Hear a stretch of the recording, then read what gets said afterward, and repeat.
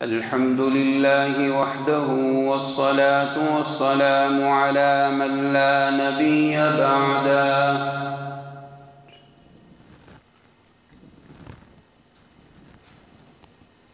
يا رب لك الحمد كما ينبغي لجلال وجهك ولعظيم سلطانك.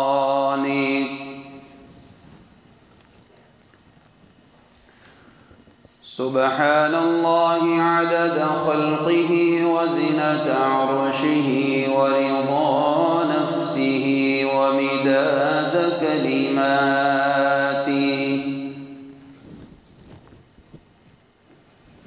أما بعد، أعوذ بالله من الشيطان الرجيم. بسم الله الرحمن الرحيم.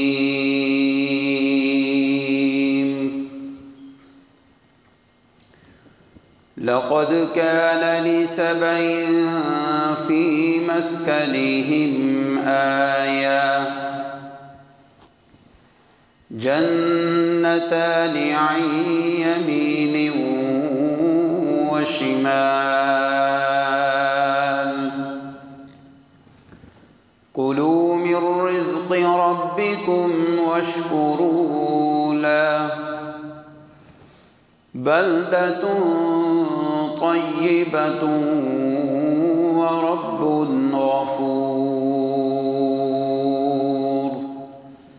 سبحان ربك رب العزة عما يصفون، وسلام على المرسلين والحمد لله رب العالمين. اللهم صل على سيدنا ومولانا محمد وبارك وسلم ثم صل عليه. تمام حضرات ایک بار پھر درود شریف پڑھ لیں.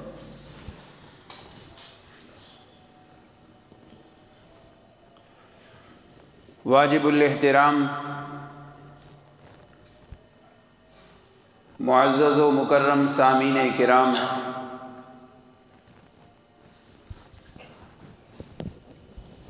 اعلان کردہ عنوان کے مطابق آج کی چند گزارشات آپ کے سامنے اپنے دامن میں سمیٹ کر لایا ہوں.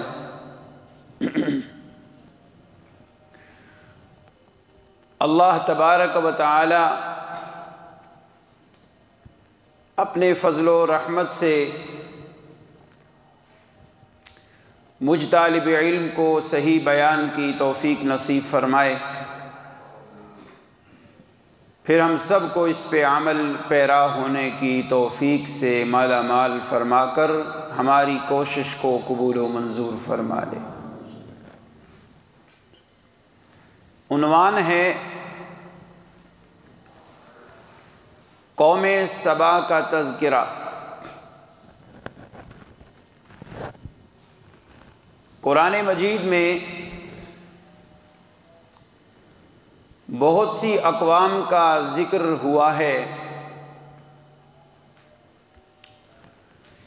قوم نوح دیکھ لیں، قوم سمود دیکھ لیں، قوم شعیب دیکھیں. قرآن مجید کے صفحات سابقہ اقوام کے تذکروں سے بھرے ہوئے ہیں، اور وہ تذکرے رب کائنات نے اس لیے کیے ہیں کہ ہم اس سے سبق حاصل کریں اور ہم وہ انجام نہ دیکھنے پائیں. اللہ ہمیں ان اعمال بد سے محفوظ رکھے. سابقہ قومیں جتنی بھی گزری ہیں، ہر قوم کے اندر کوئی نہ کوئی ایک بڑی برائی تھی. وقت کے پیغمبر نے، نبی نے اس قوم کو سمجھایا کہ اپنی اس غلطی سے باز آ جاؤ. یہ کرسی پہلے ادھر رکھتے ہیں۔ قوم باز نہ آئی، اللہ رب العزت کا عذاب نازل ہوا، قوم تباہ و برباد ہو گئی۔ وہ قصہ تو گزر گیا، مگر قرآن مجید میں اللہ وہ ذکر دوبارہ دہرا کے سبق دینا چاہتے ہیں کہ اے بعد میں آنے والی امت، تم بچ کے رہنا، اگر یہ غلطی تمہارے اندر آئی تو تم پہ بھی پکڑ ایسے آئے گی جیسے اس قوم پہ اللہ کا عذاب آیا ہے۔ یہ اللہ رب العزت بطور مثال کے قصے بیان کرتے ہیں۔ مشرکین عرب کو کبھی اللہ نے قوم شعیب کا تذکرہ کر کے فرمایا، قوم شعیب کے انجام کو یاد کرو، اگر وہ غلطی تمہارے اندر آئی تمہارا انجام بھی ویسے ہی ہوگا۔ قوم سمود کا تذکرہ کر کے رب لم یزل مشرکین عرب کو بتانا چاہتے ہیں اپنے آپ کو ان برے اعمال سے بچا کے رکھنا، وگرنہ تمہارا انجام بھی اسی طرح ہوگا۔ قوم صالح علیہ السلام، حضرت صالح کی قوم، ان کا تذکرہ قرآن مجید میں ہے۔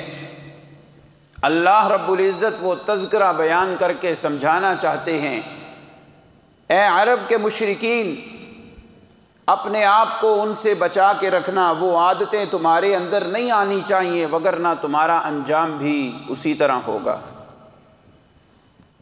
بڑے بڑے تذکرے قرآن میں ہوئے ہیں، وہ تذکرے صرف سنانے مقصد نہیں بلکہ ان سے عبرت حاصل کرنی مقصد ہے۔ ان تذکروں سے ہم نے اپنی زندگی کی راہیں تلاش کرنی ہے، میں نے یہ کام نہیں کرنا، میں نے بچنا ہے، میرا انجام بھی ایسا نہ ہو جائے۔ انہی تذکروں میں ایک تذکرہ ہے قوم سبا کا۔ یہ قوم سبا کیا ہے؟ تفصیلات میں جانے کا وقت نہیں، میں آسان لفظ بولوں گا، آپ خود سمجھ جائیں گے۔ قوم سبا آج وہی ہے جسے ہم یمن کہتے ہیں۔ یہ یمن کا علاقہ جو آج سعودی عرب کے بالکل قریب ہے، ساتھ ہے، بارڈر ایک ہے، یہ یمن کے علاقے کے اندر قوم سبا آباد تھی۔ اس کے تعارف کے لیے مسند احمد کی روایت سنا دیتا ہوں۔ حضرت عبداللہ ابن عباس رضی اللہ عنہما راوی ہیں، وہ فرماتے ہیں کہ ایک شخص اللہ کے پیغمبر علیہ السلام کی خدمت عالی میں حاضر ہوا، عرض کی اللہ کے پیغمبر یہ سبا کون تھا؟ یہ قوم سبا کیا ہے؟ آپ نے فرمایا سبا ایک آدمی کا نام ہے، اس کے 10 بیٹے تھے، 6 بیٹے یمن ہی میں آباد ہوئے، ہر بیٹے کے نام سے ایک ایک قبیلہ مشہور ہو گیا، اور 4 بیٹے اس کے شام کے علاقے میں چلے گئے، ہر بیٹے کے نام سے ایک قبیلہ مشہور ہو گیا۔ قبیلہ حمیر ہے، جذام ہے، یہ حمیر اور جذام اسی سبا کے بیٹے تھے۔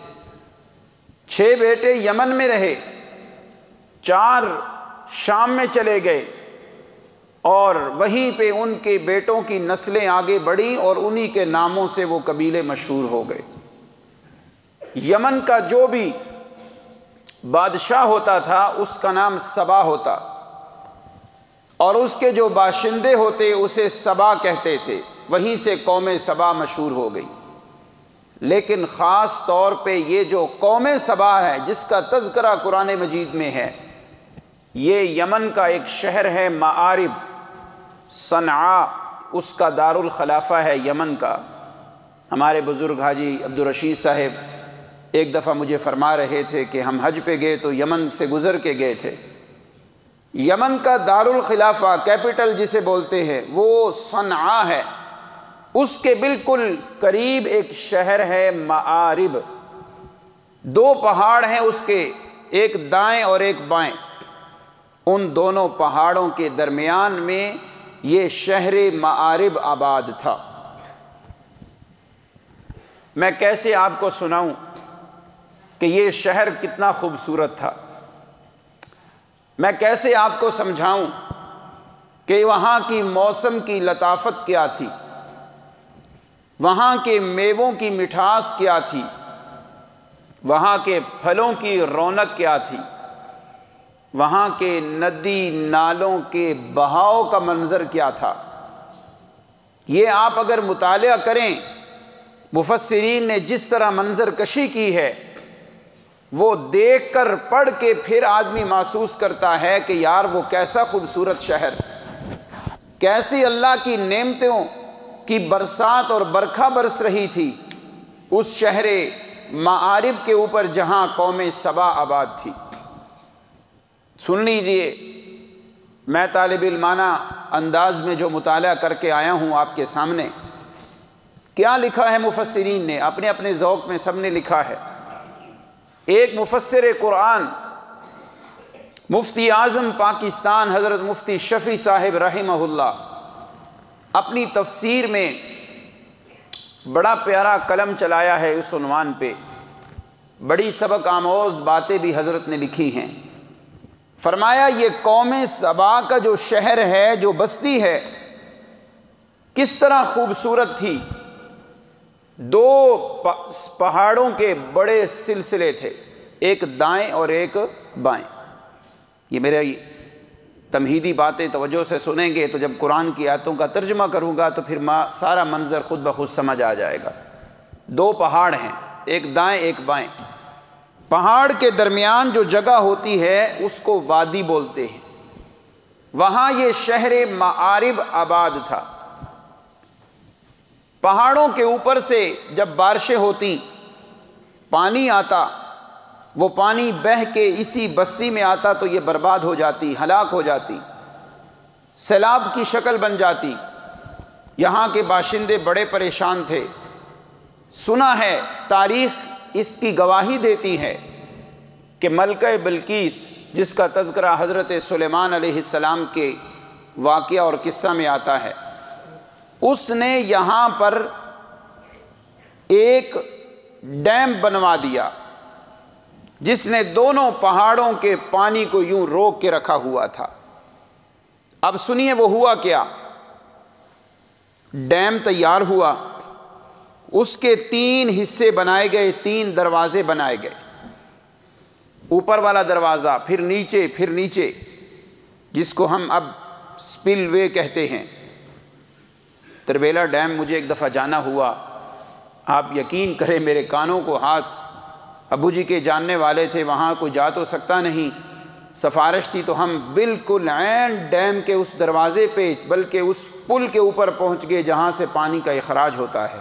وہ منظر دیکھ کے آج تک رونگٹے کھڑے ہوتے ہیں کہ پانی بھی ایک عجیب طاقت ہے۔ اس پانی کی طاقت کو دیکھ کے ڈر لگ رہا ہے تو اس پانی کو پیدا کرنے والا رب ذوالجلال کی طاقت کا عالم کیا ہوگا، کہو سبحان اللہ۔ وہ ڈیم تیار ہوا، ایک نیچے دروازہ، ایک اوپر ہے، ایک اس سے اوپر ہے۔ قوم سبا کا وہ ڈیم بن گیا۔ جب بارشیں آتی وہ پانی جمع ہو جاتا، جب ضرورت پڑتی تو اوپر والا دروازہ کھولتے، وہاں سے پانی لیتے، اور وہ قوم اپنی کام کی، اپنی ضروریات کی چیزیں وہاں سے پانی سے سیراب کر لیتی۔ پانی اور کم ہوا، نیچے والا دروازہ کھول لیا، اور کم ہوا، تیسرا دروازہ کھول لیا، اور پھر اگلی بات، یہ تو تھا ڈیم کے 3 دروازے، انہوں نے آگے ایک بہت بڑا تالاب، بہت بڑی ایک نہر تیار کرنی تھی، ایک تالاب بنایا، اس تالاب سے 12 چھوٹے چھوٹے دروازے رکھ دیے۔ جب پانی زیادہ ہوتا اس تالاب میں جمع کرتے، ڈیم خالی ہوتا، پھر بارشیں آتی، ڈیم تیار پھر بھر جاتا اور ان کے نہروں میں پانی آتا، 12 دروازے کھولتے تو وہاں سے 12 چھوٹی چھوٹی خوبصورت نہروں کا سلسلہ شروع ہو جاتا تھا ایک تالاب سے۔ اب یہ سنیے گا آگے، اس طرف بھی پہاڑ، جنتان عن یمین و شمال، دائیں بھی پہاڑ بائیں بھی پہاڑ۔ اب ان پہاڑوں کے درمیان میں یہ بستی ہے، پھر ان پہاڑوں کے آخر فاصلہ بھی تو ہوگا، پہاڑوں کے دائیں بائیں، اس بستی کے دائیں بائیں خوبصورت پھلوں کے، فروٹ کے باغات انہوں نے لگا دیے۔ اللہ کی طرف سے ایسی رحمتیں شروع ہوئیں اس قوم سبا پر کہ دائیں بائیں خوبصورت باغ، پھلوں کے، پھولوں کے، فروٹ کے، سبزیوں کے باغ۔ اور پھر دیکھیے گا موسم اتنا شاندار، میٹھی اور ٹھنڈی ہوا ہر وقت چلتی رہتی تھی، سرسبز و شاداب پہاڑ تھے۔ اور پھر یہ باغات کا سلسلہ صرف 2 باغ نہیں، جنتان کا مطلب کیا ہے؟ ایک طرف بھی لمبا سلسلہ تھا باغوں کا، دوسری طرف بھی لمبا طویل سلسلہ تھا باغوں کا، سینکڑوں باغات تھے۔ موسم ٹھنڈا میٹھا، ہوا کے اندر ایک خوشبو، ایک لطافت، نفاست نظر آتی تھی اور محسوس ہوتی تھی۔ اور پھر اگلی بات، اس پورے علاقے کے اندر نہ مچھر، نہ مکھیاں تنگ کرتی ہیں، نہ پسو ہیں، نہ وہاں کوئی سانپ ہے، نہ بچھو ہیں، کوئی کسی قسم کا ڈر وہاں اس بستی میں نہیں تھا۔ اتنی خوبصورت بستی تیار ہو گئی اور اتنے گھنے باغات تھے قوم سبا کے۔ ایک خاتون سر پہ ٹوکرا اٹھا کر باغوں کے نیچے چلنا شروع ہوتی، توڑنے کی نوبت ہی نہیں آتی تھی، وہ ٹوکرا پھلوں سے خود بخود بھر جایا کرتا تھا۔ اتنی اللہ کی نعمتیں۔ اب آئیے ہوا کیا؟ اللہ رب العزت کی بات نہ مانی، اللہ نے 13 نبی بھیجے، 13 پیغمبر اس بستی میں آئے۔ انہوں نے آ کر دعوت دی کہ لوگوں، حاجت روا صرف کون؟ اونچی آواز سے۔ میں نے پہلے بتایا کہ یہ اللہ نے کس سے اس لیے سنائے کہ ان کے کاموں سے بچنا، وہ والے کام نہ کرنا، وگرنہ تمہارے اوپر بھی پکڑ آئے گی۔ ان بستی والوں نے پیغمبروں کی بات نہ مانی۔ پیغمبروں کی دعوت یہ تھی، لا الہ، معبود صرف کون؟ مشکل کشا صرف کون؟ حاجت روا صرف کون؟ نظر اور نیاز کے لائق صرف کون؟ منتوں کے لائق صرف کون؟ حاضر و ناظر صرف کون؟ عالم الغیب صرف کون؟ سمیع و بصیر کون؟ نفع نقصان کا مالک کون؟ ہر دعا کو سننے اور قبول کرنے والا صرف کون ہے؟ اللہ ہے۔ یہ دعوت دی، قوم نے نہ مانا۔ اللہ نے فرمایا ایک تو تم نے یہ دعوت ماننی ہے، اور دوسرے نمبر پہ تم نے میرا شکر ادا کرنا ہے۔ اب شکر ادا کرنا بنتا تھا یا نہیں بنتا تھا؟ خود سوچو، کیسی بستی، کیسی نعمتیں کہ ایک ڈیم سے تالاب سے آگے 12 نہریں، اور 12 نہریں جب یوں رواں ہوتی اور دائیں بائیں سبزہ گھاس، دائیں بائیں خوبصورت فروٹ کے باغات، اور یہ لمبا شہر، اور اس سے آگے شہر، اس سے آگے شہر، وہ شہر ایسے پھلوں میں، سبزوں میں گھرا ہوا ہے۔ اتنے ناز و نخرے میں وہ زندگی گزار رہے تھے، تو اللہ کا شکر ادا کرنا بنتا تھا یا نہیں بنتا تھا؟ اللہ نے کہا میرا شکر ادا کرو۔ انہوں نے شکر ادا نہیں کیا، ناشکری کی۔ ناشکری کیا کی؟ قرآن نے اس کو بھی ذکر کیا ہے، ابھی سناتا ہوں آپ کو۔ اب کیا ہوا؟ 13 نبی اللہ نے بھیجے، انہوں نے بات نہ مانی نبیوں کی بات نہ مانی، نبیوں کو جھٹلایا۔ ایک بات یہاں کرتا چلوں، سمجھدار طبقہ، تعلیم یافتہ لوگ اور گہرے فہم و فراست رکھنے والے تشریف فرما ہیں۔ یہ جو قوم سبا تھی یہ کس زمانے میں تھی؟ یاد رکھنا، حضرت عیسیٰ علیہ السلام کے بعد میرے آقا کی تشریف آوری سے پہلے یہ قوم سبا کا قصہ اور تذکرہ ہوا تھا۔ یہ اس زمانے میں قوم سبا تھی۔ حضرت عیسیٰ علیہ السلام کے بعد 500، 550 یا 600 سال کا ایسا وقت گزرا کہ حضرت عیسیٰ علیہ السلام اور میرے نبی کے زمانے کے درمیان کوئی نبی نہیں آیا۔ اس کو فترت کا زمانہ کہتے ہیں۔ فترت کا معنی کہ اس درمیان کوئی اور نبی نہیں آیا۔ تو پھر سوال پیدا ہوتا ہے کہ یہ 13 نبی کہاں سے آ گئے؟ 13 نبی کہاں سے آ گئے؟ حضرت عیسیٰ کے بعد تو کوئی نبی نہیں آیا، میرے آقا ہی صرف تشریف لائے ہیں، تو یہ 13 نبی کہاں سے آ گئے؟ مفسرین نے خود ہی اعتراض کیا اور خود ہی اس کا حل اور اشکال کا جواب دیا۔ فرمانے لگے یہ 13 نبی حضرت عیسیٰ کے بعد نہیں آئے، آئے تو پہلے ہی تھے، ان کی دعوت تو پہلے ہی تھی، لیکن ان کی دعوت کی صحیح مخالفت جو ہوئی وہ عیسیٰ علیہ السلام کے آنے کے بعد ہوئی تھی۔ یہ مطلب ہے کہ 13 پیغمبر اللہ نے اس بستی کے اندر بھیجے تھے۔ تو وہ کب آئے؟ حضرت عیسیٰ کے بعد ہی حضرت عیسیٰ سے پہلے لیکن ان کی دعوت لوگوں نے کب ٹھکرائی؟ جب حضرت عیسیٰ کا زمانہ گزر گیا، ان کے بعد ان کی دعوت کو خوب لوگوں نے ٹھکرانا شروع کیا تو اللہ کی پکڑ آئی۔ اب سنیے گا قوم سبا کی یہ نعمتیں جو قرآن مجید نے تعارف کروایا ہے۔ اعوذ باللہ من الشیطان الرجیم،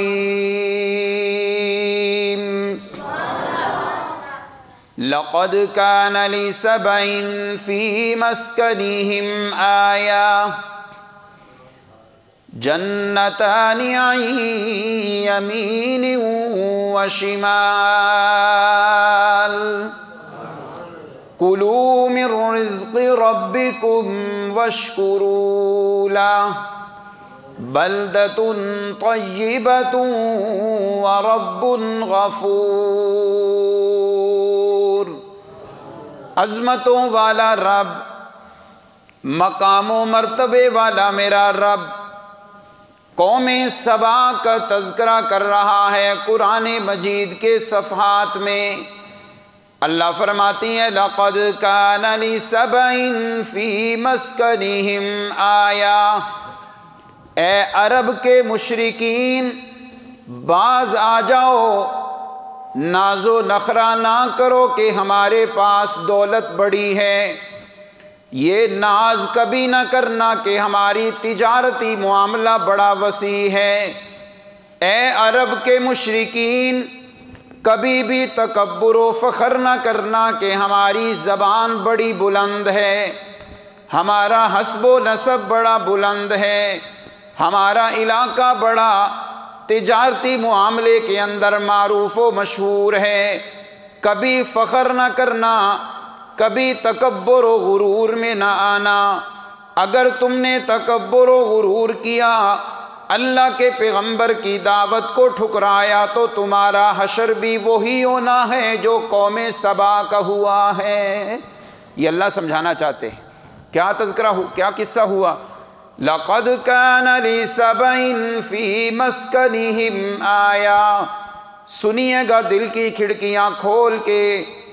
اللہ فرماتی ہیں قوم سبا کے وطن کو ذرا دیکھو، قوم سبا کی بستیاں جہاں آباد تھیں ذرا ان کا مطالعہ تو کرو۔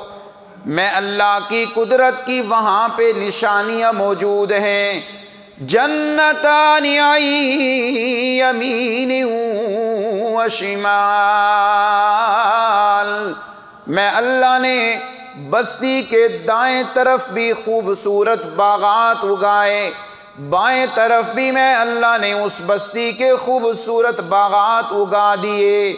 پھر میں نے پیغمبروں کی زبان پہ اعلان کروا دیا، کوئی منع نہیں، کوئی رکاوٹ نہیں، کوئی تمہیں روکنے والا نہیں۔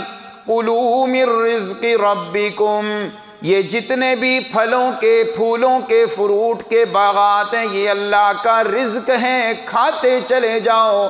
واشکروا لہ، اور زبان پہ یہ نغمہ بلند ہو کہ یا اللہ یہ تیری نعمتیں ہیں، ہم تیرا شکر ادا کرتے ہیں۔ یہ قوم سبا کو 2 حکم ملے کہ یہ رزق ہے، کھاتے رہو اور شکر ادا کرتے رہو۔ یہ 2 کام۔ آگے چلیں، اللہ فرماتے ہیں پتہ ہے میں نے تمہیں جو بستی دی ہے، کتنا میں نے جنت نظیر تمہیں نظارہ دیا ہے۔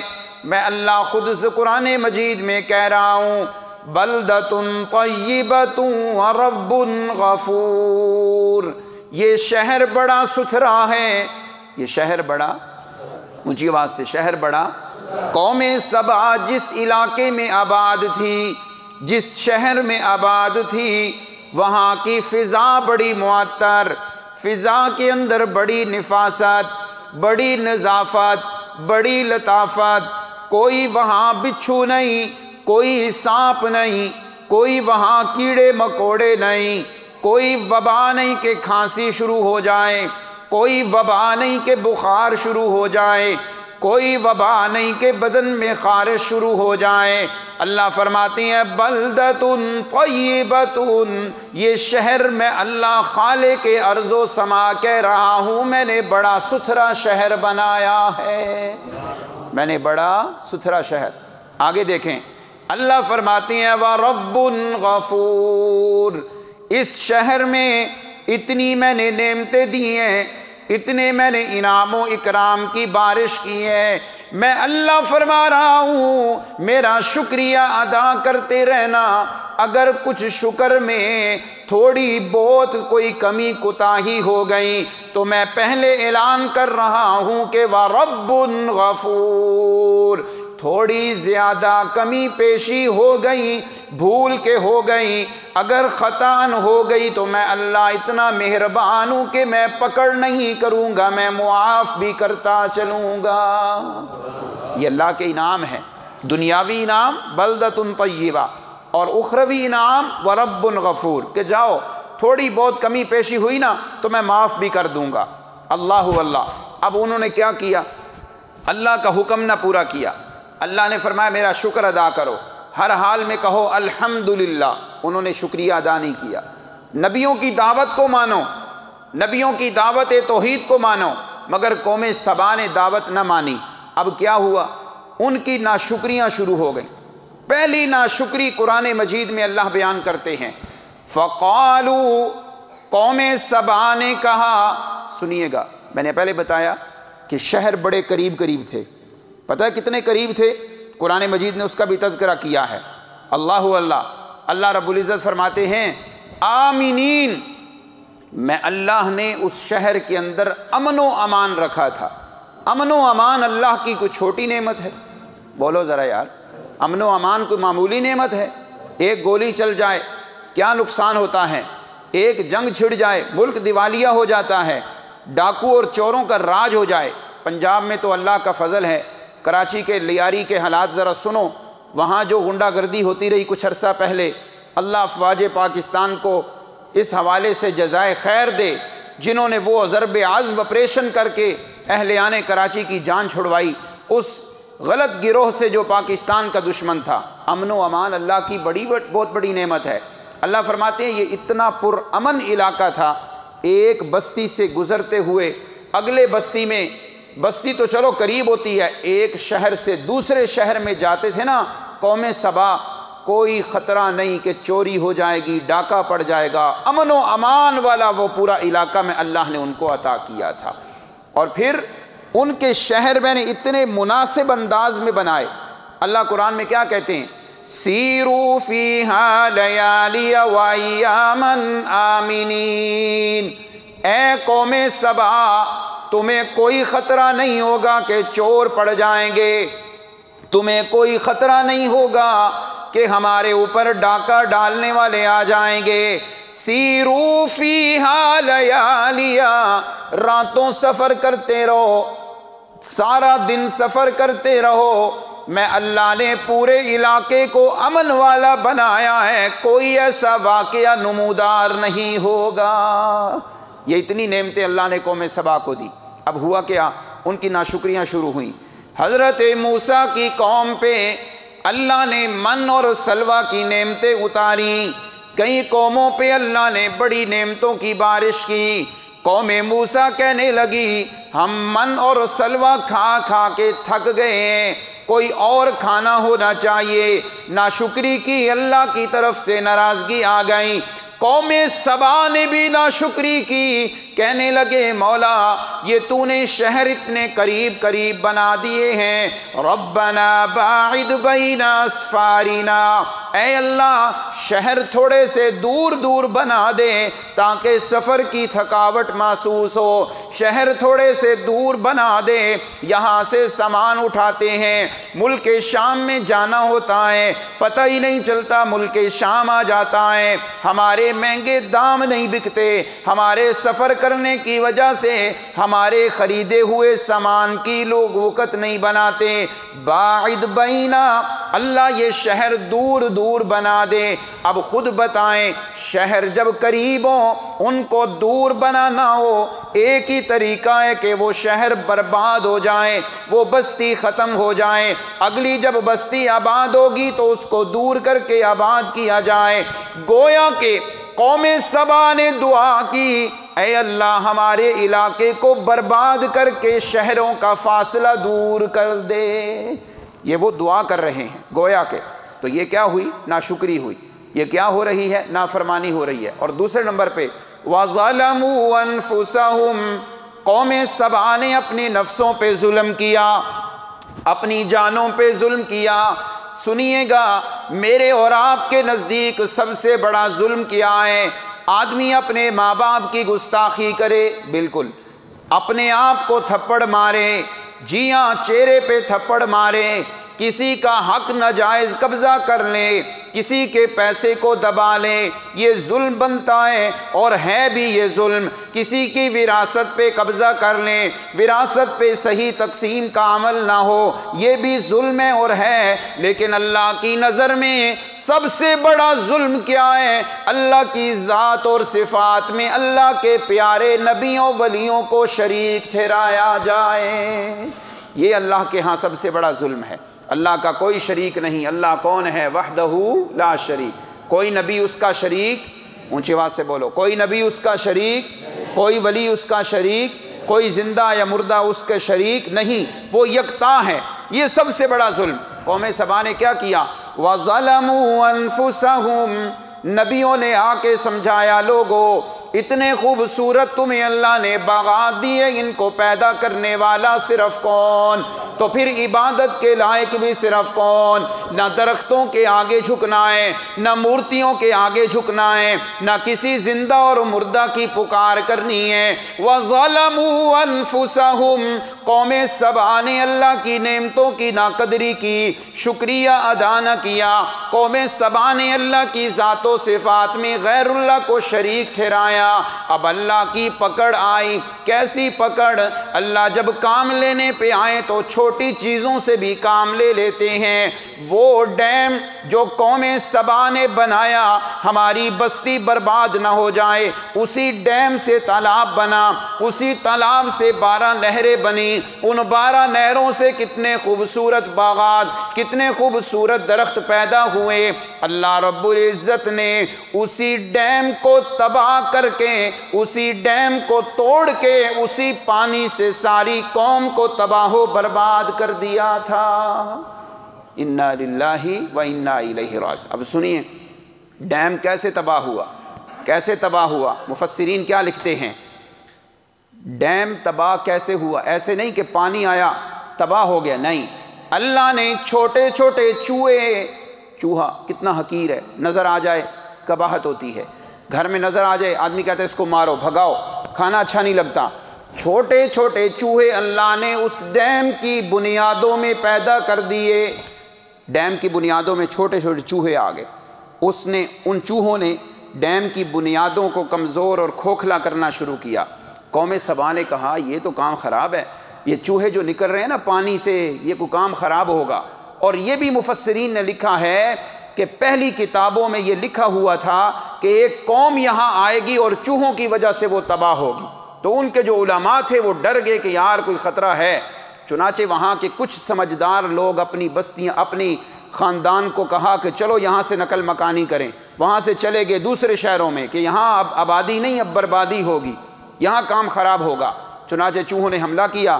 قوم سبا نے کہا یہ بھی کوئی بات ہے، چھوٹی چھوٹی بلیاں لا کے یہاں رکھو اس ڈیم کے نیچے، جب یہ چوہے پھل رہے ہوں، پھول رہے ہوں تو یہ بلیاں کھا جائیں گی۔ بلیاں بھی لائی گئیں مگر وہ کام نہ ہو سکا۔ کیوں؟ اللہ جب برباد کرنے پہ آتے ہیں تو کوئی بچا، اونچی آواز سے بولو، اللہ رب العزت جب نقصان دینے پہ آئے تو کوئی نفع، اللہ کی پکڑ سے کوئی بچ نہیں سکتا۔ چنانچہ ساری چوہوں کی حملے کی وجہ سے وہ ڈیم کی بنیادیں کھوکھلی ہو گئیں۔ اب پانی آیا، اتنا زور سے اس کا بہاؤ تھا، میرے پاس لفظ نہیں ہے کہ میں ترجمہ کروں قرآن کی اس آیت کا۔ فَأَرْسَلْنَا عَلَيْهِمْ، سیل العرم، 22واں پارہ ہے، سورہ سبا ہے۔ فارسلنا علیہم سیل العرم، اللہ فرماتے ہیں وہ ڈیم جو انہوں نے بنایا تھا، زوردار نالے کی طرح جب پانی آیا وہ دیواریں ٹوٹی، ساری بستی کو اللہ نے تباہ و برباد کر کے رکھ دیا۔ اللہ نے فرمایا تم نے میری نعمتوں کی ناشکری کی، میں نے کہا شکریہ ادا کرو، تم نے کہا نہیں اللہ یہ کی کیا تو نے شہر بنائے ہیں، تھوڑا فاصلہ زیادہ کر دے، یا اللہ کیا تو نے ہمیں نعمتیں دی ہیں، تھوڑا سا شہروں میں فاصلہ ہو۔ اللہ نے فرمایا ناشکری نہ کرو، پھر میرے نبیوں کی دعوت کو مانو، توحید کو تم نے نہ مانا، اللہ رب العزت نے اس بستی کو، قوم سبا کو تباہ و برباد کر دیا۔ اب جب قوم تباہ ہوئی، قرآن کہتا ہے پھر کیا بچا، پیچھے کیا بچا؟ اللہ کے قرآن کا تذکرہ سنیے، فرمایا ذواتی اکل وبدلناہم بجنتیہم جنتین ذواتی اکل خمط واصل وشیء من صدر قلیل، 3 چیزیں باقی رہ گئیں۔ خیال سے سنیے گا، یہ بڑا مشکل ترجمہ ہے۔ ذواتی اکل خمط واصل وشیء من صدر قلیل، پہلے باغات کون سے تھے؟ پھلوں کے، بڑے لذت والے، بڑے پیارے ذائقے والے۔ اب اللہ پاک نے سارے باغات کو تباہ کر کے 3 طرح کی چیزیں باقی رہ گئیں۔ پہلے نمبر پہ وہ پھل اکل خمط، جن کا ذائقہ بڑا بد مزہ تھا، بڑے میوے جو کسیلے مزاج کے ہوتے ہیں، بڑے کڑوے ہوتے ہیں، وہ پھل صرف باقی رہ گئے۔ وَأَصْلٍ، جھاؤ کا درخت، جھاؤ کا درخت کیا ہوتا ہے؟ جس میں کانٹے ہی کانٹے ہوتے ہیں، انسان کھا ہی نہیں سکتا، جو پھل لگتا ہے وہ بھی ترش ہوتا ہے، کوئی کھاتا ہی نہیں، بس وہ باقی رہ گئے۔ اور تیسرے نمبر پہ وَشَيْءٍ مِّن صِدْرٍ قَلِيلٍ، قرآن تیرے سمجھانے پہ قربان جاؤں، تھوڑے سے بیر کے درخت۔ یہ قرآن نے تھوڑے کا لفظ کیوں بولا؟ اس لیے کہ بیریاں 2 طرح کی ہوتی ہیں، ایک وہ جو ہم خود لگاتے ہیں اس میں کانٹے کم اور پھل زیادہ، ایک بیری وہ ہوتی ہے پھل کم کانٹے زیادہ۔ یہاں وہ والی بیری باقی رہ گئی جس میں کانٹے زیادہ تھے اور پھل تھوڑے، پھل اتارتے وقت بھی کانٹے ہاتھ پہ لگتے تھے، ساری بستی کو تباہ کر دیا، اور 3 چیزیں باقی رہ گئیں۔ آخر میں اللہ نے رب العزت نے نچوڑ نکالا، فرمایا ذالک جزیناہم بما کفروا، یہ پتہ کیوں ہم نے ان کو برباد کیا؟ اس لیے کہ انہوں نے میں اللہ کی نعمتوں کی ناشکری کی ہے۔